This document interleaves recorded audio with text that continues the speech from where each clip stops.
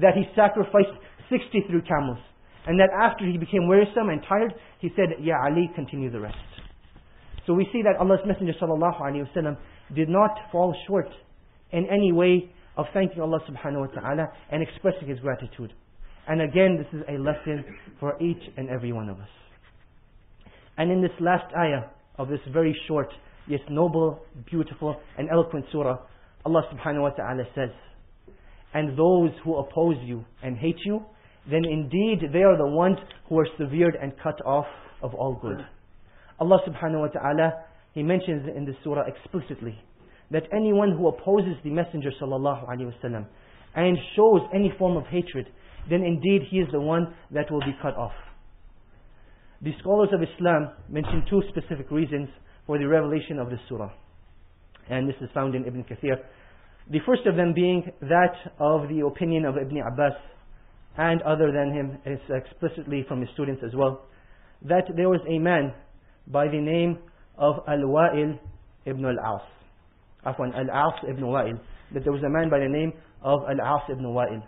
And he was from the enemies of Islam, from the harshest of opponents of Allah's Messenger sallallahu alaihi wasallam. And every time the Prophet sallallahu alaihi wasallam's name was mentioned in one of the gatherings of the Quraysh, and he used to be present, he used to say, how can you honor a man who has been cut off? How can you follow a man and praise a man who has been cut off and severed? And what he meant by this was that the Prophet sallallahu alaihi wasallam, he was granted daughters through which his lineage was continued.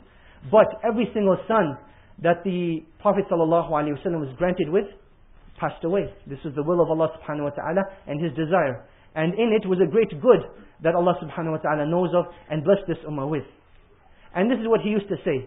He used to say that the Prophet sallallahu alaihi wasallam has been cut off and he is the one who has been severed. And then Allah subhanahu wa ta'ala revealed this ayah. Now in essence, if you look at it, even though the Prophet sallallahu alaihi wasallam may have not had any living sons who continued his progeny and genealogy, yet he is the most remembered person on this planet. That any man, no man is more praised than the Prophet sallallahu alaihi wasallam on the face of the earth. You would find the greatest of athletes, the smartest of people, include your Einsteins and your presidents and anyone else. But it is the name of the Prophet sallallahu alaihi wasallam that is raised and honored. And indeed Allah subhanahu wa ta'ala lived up to his promise when he said, وَرَفَعْنَا لَكَ ذِكْرَكَ, that indeed we have raised the remembrance of your honor. That indeed we have increased and preserved this for you. This is a promise from Allah subhanahu wa ta'ala, and this is what we see till this day.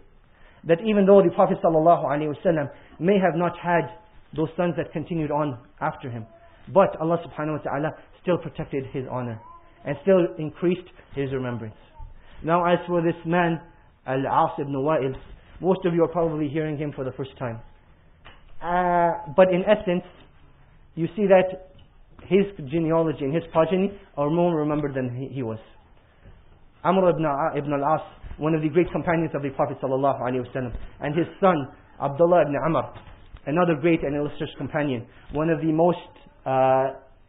greatest narrators of hadith, meaning that he mentioned and narrated the most hadith from the Prophet sallallahu alaihi wasallam. They are more remembered than this man Al-As ibn Wa'il. And indeed this is a sign from Allah subhanahu wa ta'ala that He promises us again that those people who oppose Allah's Messenger sallallahu alaihi wasallam, they will be the ones who are cut off and severed from all good. And before I end off this first khutbah of mine, Imam Muslim rahimahullah ta'ala, he mentions a hadith pertaining to Al-Kauthar again. And this is a very important hadith that we need to reflect and think about. And that is, the Prophet ﷺ, one day while sitting with his companions, slumber overcame him, meaning that he was very tired, and it was as if the Prophet ﷺ had fallen asleep. So when the companions kept on looking at the Prophet ﷺ, they saw that when he arose, he woke with a great smile. And they said, Ya Rasulullah, what is it that has made you smile? And he said, Allah subhanahu wa ta'ala has revealed a surah to me. And then he recited the ayat of Surah Al-Kauthar. And then the Prophet ﷺ was inquired by the companions, Ya